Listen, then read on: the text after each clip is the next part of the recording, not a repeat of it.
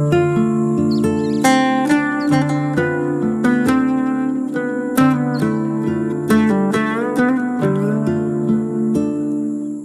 പേര് അണ്ണയ്യൻ എന്നാണ്. എൻ്റെ അച്ഛനമ്മയും ഉള്ള കാലത്താണ് ഈ ഭൂമി മേടിച്ചു തന്നത്. ഞങ്ങൾ 5 മക്കളാണ്. 5 മക്കളുടെ അച്ഛനമ്മയും മരണപ്പെട്ടതിന് ശേഷം 3 മക്കളെ ഞാൻ മേടിച്ചെടുത്തു. ഞാനിവിടെ എസ്റ്റേറ്റ് സൂപ്പർവൈസറായി ജോലി ചെയ്യുന്നു. അത് കഴിഞ്ഞ് വന്ന് ഞാനിവിടെ കൃഷി ചെയ്യും. കൃഷി ചെയ്യുമെന്ന് പറഞ്ഞാൽ കാപ്പിയാണ് മെയിൻ കൃഷി. എൻ്റെ വെള്ളാർമല വില്ലേജിൽ ഇങ്ങനത്തെ ഒരു തോട്ടമില്ല. 2 ഏക്കർ തോട്ടം ഉണ്ടായി ഇവിടെ. 2 ഏക്കർ തോട്ടം എന്ന് പറഞ്ഞാൽ ടോപ്പ് കാപ്പിയാണ്. ഇവിടെ ആരോട് ചോദിച്ചാലും അത് മനസ്സിലാവും ഞാൻ ഉണ്ടാക്കുന്നത്. പിന്നെ 5ഉം 6ഉം പ്രാവശ്യം നനയ്ക്കും. സ്പ്രിംഗ്ലർ വെച്ചിട്ട് നല്ല വെള്ളമുണ്ട്. നനച്ച് കാപ്പി ഉണ്ടാക്കുന്ന ഒരു വ്യക്തിയാണ്. വളവും അതുപോലെ 6-7 പ്രാവശ്യം ഞാൻ വളമിടും. വളമിട്ടിട്ട് കാപ്പിച്ചെടിയൊന്ന് അങ്ങനെ പിടിച്ച് നിൽക്കില്ല, അങ്ങനെ വളഞ്ഞ് നിൽക്കുകയാണ് കാപ്പി കൂടിയിട്ട്. അത്രയും നല്ലൊരു കാപ്പിയുള്ള തോട്ടമാണ് എൻ്റെ. എനിക്ക് ഏക്കറയ്ക്ക് 45 ചാക്ക് കാപ്പി കിട്ടും സാറേ, 55 കിലോ വെച്ചിട്ട് ഒരേക്കറിൽ. 2 ഏക്കറിൽ 90 ചാക്ക് കാപ്പി കിട്ടും. അതിൻ്റെ പുറമെ അടക്ക ഉണ്ടായിരുന്നു, കുരുമുളക് ഉണ്ടായിരുന്നു. അത് രണ്ടും കൂടിയിട്ട് ഒരു 5 ലക്ഷം ഉറുപ്പിൻ്റെ അത് വരുമാനമുണ്ട് ചുരുങ്ങിയതിരിക്കും.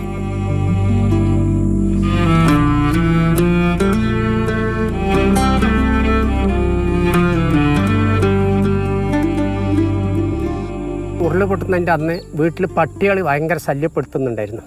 അപ്പോൾ പട്ടി ശല്യപ്പെടുത്തുമ്പോൾ വൈഫ് പറഞ്ഞു, ഇതെന്താ നായ്ക്കളൊക്കെ ശല്യപ്പെടുത്തുന്നുണ്ടല്ലോ, എന്താ സംഭവം എന്നാണ്. കൂട് മാന്തി പൊളിക്കുണ്ടായി. അപ്പോൾ പിന്നെ വൈഫ് പറഞ്ഞു, നമുക്കിന്ന് ഇവിടെ നിൽക്കണ്ട, നമുക്കിന്ന് ഇവിടെ നിന്ന് മാറാമെന്ന് പറഞ്ഞു. അങ്ങനെ അന്ന് രാത്രി ഞങ്ങൾ ഒരു 7 മണിയാകുമ്പോൾ ഈ പ്രദേശത്തുള്ള ആൾക്കാർക്കൊക്കെ പറഞ്ഞ് ഞാൻ മാറ്റി. എല്ലാവരും മാറിയിട്ട് ഞങ്ങൾ സുഖുവിൻ്റെ വീട്ടിൽ പോയിട്ടാണ് താമസിച്ചത്. സുമാർ ഒരു 1:30 മണിയാകുമ്പോൾ ഭയങ്കര കവുങ്ങൊക്കെ പൊട്ടുന്നു, മരങ്ങളെ പൊട്ടിച്ചാടുന്ന ഒച്ച വയ്ക്കുന്നു. പൊട്ടിച്ചാടുമ്പോൾ ഞങ്ങൾ വിചാരിച്ചു ആന വന്നിട്ട് കവുങ്ങ് പൊട്ടിക്കാണെന്ന്. അത് കഴിഞ്ഞ് ഞങ്ങൾ കുറച്ച് കഴിഞ്ഞ് ടോർച്ചടിച്ച് നോക്കുമ്പോൾ ഈ പ്രദേശത്തൊന്നും കാണുന്നില്ല. കാഴ്ച കൃഷിയിടത്തിലേക്ക് വന്നിങ്ങനെ വരുമ്പോൾ ഒരാളും ഇറങ്ങി വരുന്നില്ല. കാരണം അങ്ങോട്ടും കൊണ്ട് പോകാൻ പറ്റില്ല, ഒക്കെ റോട്ടിൽ നിൽക്കുന്നുണ്ട്. ഞാൻ വന്ന് നോക്കുമ്പോണ്ട് ഇങ്ങനെ മീൻ എടുത്തിട്ട പോലെ ബോഡികൾ കിടക്കുന്നു. ബോഡികളൊക്കെ കുറേ ബോഡി ഞാൻ ഫോട്ടോ ഒക്കെ എടുത്ത്, കുറേ ബോഡി ഞാൻ മറച്ച് വെച്ചിട്ട് ഫോട്ടോ എടുത്തു. ഈ മരത്തിൻ്റെ കഷ്ണമൊക്കെ മറച്ച് വെച്ചിട്ട്. അങ്ങനെയാണ് ഞാനിത് എല്ലാവർക്കും വിട്ടുകൊടുക്കുന്നത്. അങ്ങനെയാണ് ഇവിടെ ഇങ്ങനത്തെ ഒരു സംഭവം ഉണ്ടെന്നുള്ള അറിയുന്നത്.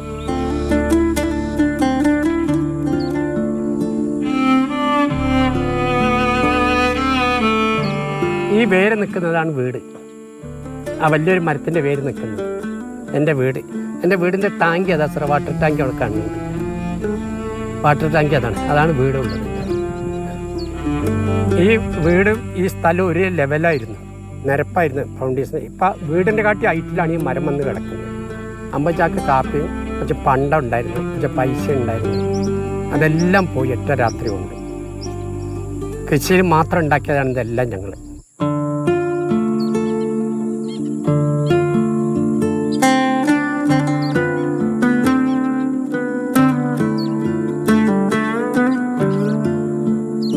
എനിക്ക് ഈ മരം മാറ്റിയിട്ട് ഇതൊന്ന് ലെവലാക്കി തരണം. വേറെ എനിക്കൊന്നും ചെയ്തു തരണം. ഇതിന് ലെവലാക്കിയിട്ട് കൃഷി ചെയ്യാനുള്ള സാഹചര്യം ഗവൺമെൻറ് ഒരുക്കി തരിക. അതിന് വേണ്ട ചിലവും ഗവൺമെൻറ്റിൻ്റെ കയ്യിൽ നിന്ന് എനിക്കൊന്ന് മേടിച്ച് തരികയാണെങ്കിൽ നല്ലതായിരുന്നു. അല്ല എൻ്റെ കയ്യിൽ ഇനി ഒന്നുമില്ല.